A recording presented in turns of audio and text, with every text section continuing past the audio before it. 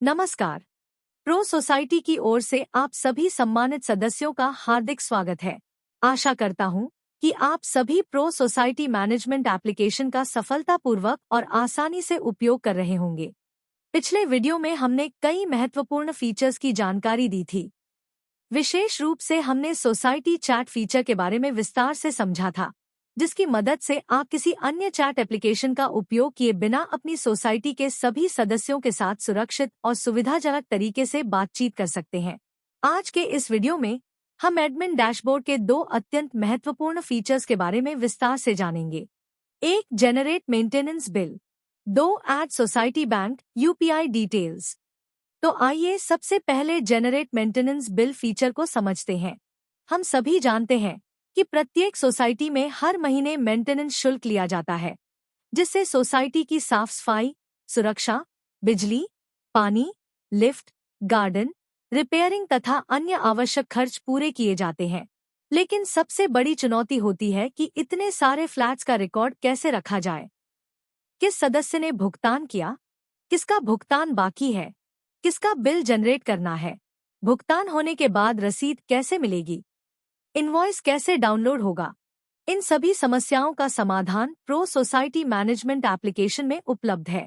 अब जानते हैं कि मेंटेनेंस बिल कैसे जनरेट करें। जैसे ही आप जनरेट मेंटेनेंस बिल विकल्प पर क्लिक करेंगे, आपकी सोसाइटी में जितने भी रजिस्टर्ड सदस्य होंगे, उनकी पूरी सूची आपके सामने दिखाई देगी।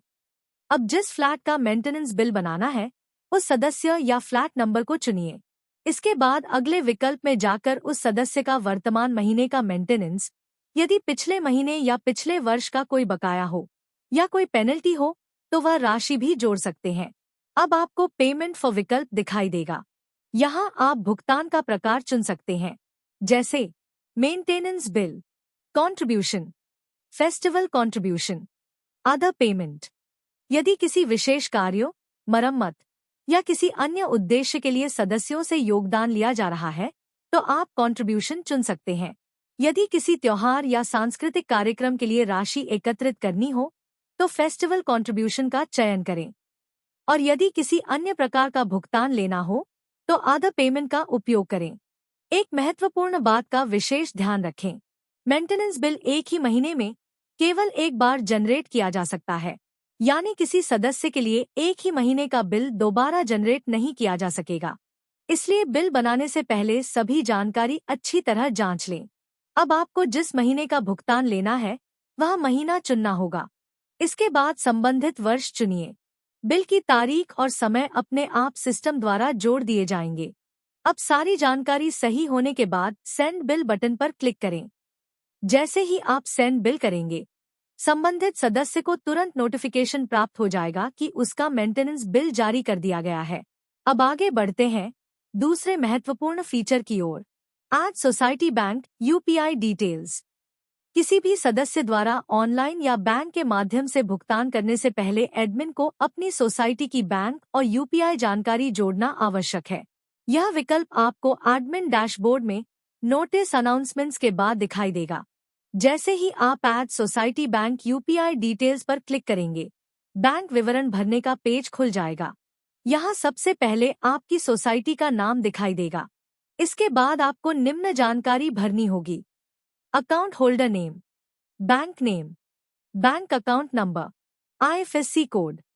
इन सभी विवरणों को भरने के बाद आपकी सोसाइटी की बैंक जानकारी सुरक्षित हो जाएगी। इसका लाभ ये होगा कि यदि कोई सदस्य एनईएफटी, आरटीजीएस, इम्स या चेक के माध्यम से भुगतान करना चाहता है, तो उसे सारी बैंक जानकारी यहीं मिल जाएगी। अब बार बार चेयरमैन, सेक्रेटरी या ट्रेजरर से बैंक डिटेल्स पूछने की आवश्यकता नहीं होगी। यदि कोई सदस्य गूगल पे, फोन पे, पेटीएम या किसी अन्य यूपीआई ऐप के माध्यम से भुगतान करना चाहता है, तो नीचे दिए गए यूपीआई आईडी वाले विकल्प में अपनी सोसाइटी का यूपीआई आईडी दर्ज करें।